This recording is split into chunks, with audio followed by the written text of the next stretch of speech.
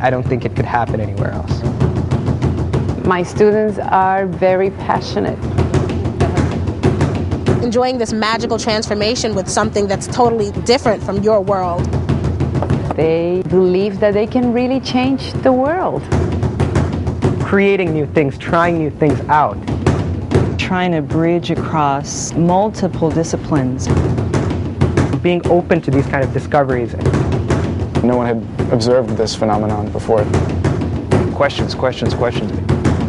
Why? How? What is that? Why? You're challenged, constantly challenged. Working at Brown University is my lifesaver. This is a place where I feel like there's a future and there's hope.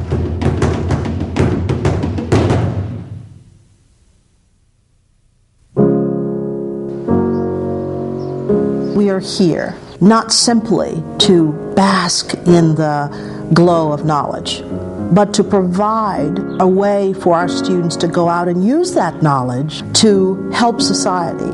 That's what brings people back to Brown. In our lab, we're asking the question of how do nerve cells grow? We want to be able to figure out how to get them to regrow after an injury.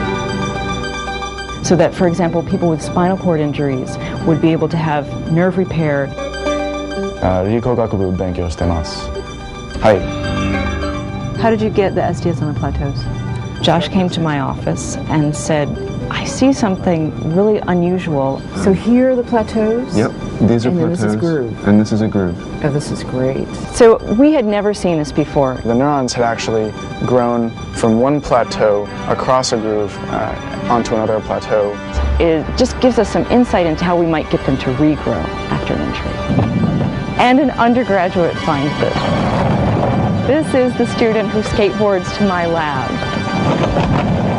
My study of Buddhism at Brown has actually really helped me in the sciences. The strongest scientists are the ones who are able to imagine. 考えてる人たちがいる。The ones that have more in their life than just their lab bench are the most imaginative. わかんない。Open mind.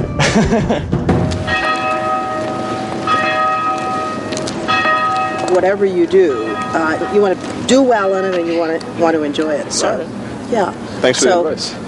Yeah, anytime. It's free. I mean, that's part of your tuition. Excellent. Teknon to flugerantos Antigone. There is nothing more demanding, nothing more rigorous than someone taking in hand personal responsibility for their learning. That's the nature of the rigor of the open curriculum. At the center of my work at Brown is really an idea of how do you communicate the great ideas inside of you to other people? How do you make people understand the perspective you have and then allow them to work within that perspective to have their own?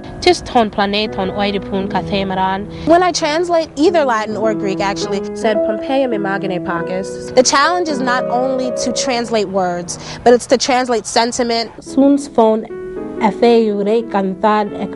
this is the part I don't know how to do. Oh, you're doing just fine. That is a diphthong. Ovid is one of my favorite Latin poets. The guy had wit, the guy had charm, and he had something. That's what he would love about Brown. He would come here and see, hey, I could have a really good time here. They're smart people, but hey, they love to live life too. Drink it down, drink it down.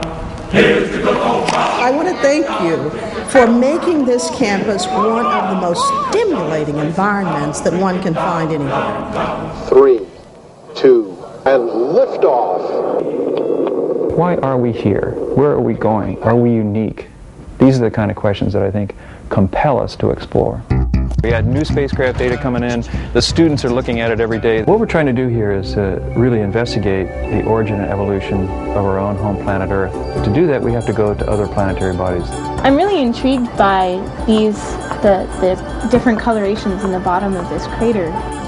Hosts people, actually, from Brown are working on the Mars exploration program. I think the space culture has flourished at Brown because of literally the environment that we have here. It encourages creative thinking, it encourages independence. The nature of that crater has suggested that it could have ejected from Mars. Some people think that life on Earth started from meteorites coming from Mars. Imagine that. You know, we could literally all be Martians and not even know it. every single student at Brown believes that they are empowered as students. And that makes a big difference in terms of the climate in the classroom. They challenge me. Why my assumptions are there. Why do we think the way we do? Why have I concluded this? You know, we battle. It was a class on contemporary social problems. And the question, I think it was, why we had trouble coming up with a solution. This was at the very beginning where I was clarifying what my positions are, because I like to tell the students where I'm coming from. She would give the liberal position in good detail and make it make sense, and then she'd give the conservative position kind of simplistically, and it wouldn't make any sense. And more people use it negatively than positively. Yes. The student raised his hand and he said to me, well, that's kind of a simplistic view of that position. Silence in the class. I'm very liberal, but I thought that it's just so valuable to hear a balanced view of both sides. Wow. It was brilliant. I looked at him and I said, you know, you got me. You are absolutely right. Maybe I was a little aggressive. At some schools, he would have never felt entitled to question me the way he did. And that's what I like about Brown. It's just the way that Brown allows students to individually chart their educations. The element of choice brings to education something really quite spectacular.